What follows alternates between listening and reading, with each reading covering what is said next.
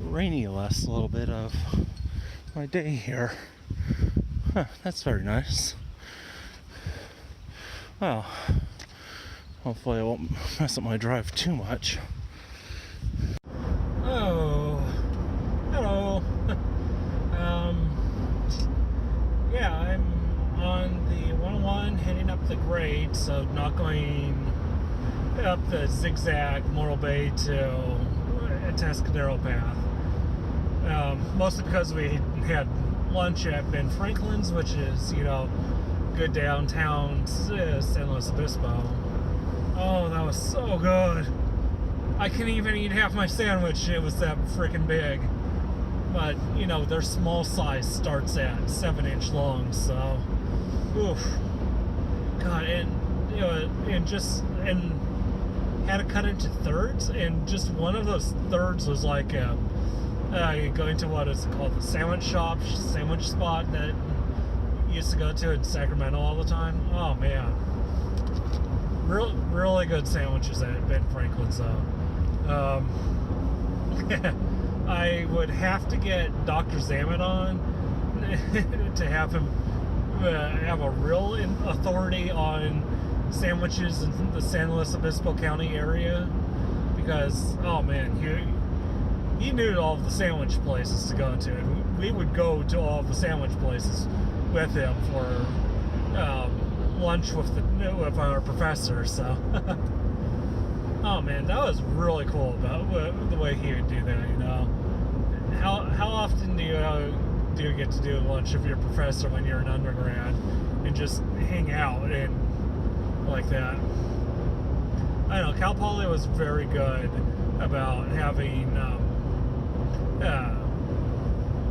Cal Poly Physics, I should say, was very good about like all of the social events between the students and the teachers. So we even had one that lived near us in Los Osos, so I wouldn't have to drive as far whenever we do something at his place. So he'd be the one that would host the cooking competitions. Yeah, but that hey, if you're in physics and you're doing a social event, you either like sports, you like cooking, or you like beer. I just showed up and was designated driver at any of the kickback events like those. Besides, we'd go to a place that had like pool and darts and all that stuff. So it was like, yeah, well, there's stuff you can do if you're underage or not a drinker. And me and my friend Mike, we were both not the drinkers, even though we were old enough, and so we just hang out and drive everyone back when they needed to. Oh man, yeah, there's just like so many stories and stuff, man. Anyway, excuse me. Whew. Alright, that is a big sandwich too, and my dad gave me part of his for the ride home too. So I am honestly set with food for this entire trip. And saw my grandmother one last time. Just give her a hug and tell her how great it was to see her again. And holy cow, she has a really tight grip when she hugs you. I was not expecting that. I don't know. It was honestly so great seeing her again. I honestly really wanted to see her, and just knowing how happy she is here, living with my dad like this, compared to living with my aunt, they didn't get along really well, and or living in a care facility which she didn't like. But yeah, it was honestly really great seeing my grandmother again. I'm very happy I got to be able to see her. And just honestly really wonderful seeing her, and hanging out with my dad a bit, and just all this stuff.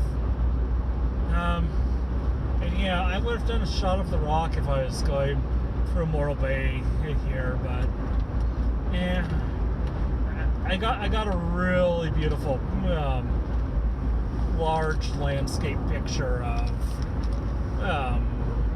Montana de Oro, so that should be there. And I have no idea how I'm editing this, so it could even be part of the video there, because I shot a bit, because I just saw that. I'm like, holy cow, this is beautiful. I need to stop for a moment. So we stopped and I took a picture and got the video. But yeah, anyway, I'm just gonna be on the way back home. I really hope the audio isn't too messed up here. We'll see what else I have to say along the way, because different directions might see things from a different angle. And yeah, so see you then. I want to say it's around here, somewhere around Camp Roberts. Oh, I really don't know. I don't remember, because it was raining that night. Yeah, this little bit of empty land that serves no purpose actually has an unusually bit of a meaning to me. So yeah, explain in a moment. Yeah. At least I'm somewhat certain it was around here, somewhere in Monterey County, along these big open roads that are probably messing up my audio with how they're divided out like this. Ugh. But yeah, it was around this time, 2010, probably a little earlier, because it would have been just after finals, after classes got out and all that. That was the point where my depression hit me the worst, the absolute worst. If you can imagine what the absolute worst would be in that sort of a situation. So yeah, I was driving home listening to Christmas music, and it just hit me like really hard, and overwhelming loneliness, overwhelming just horrible feelings and thoughts, and well, nothing came of it, thankfully. And then about half a year later, found the cartoon that made me start feeling better, and I can never stop thanking that one enough for the way it makes me feel, and how it helped me out back then.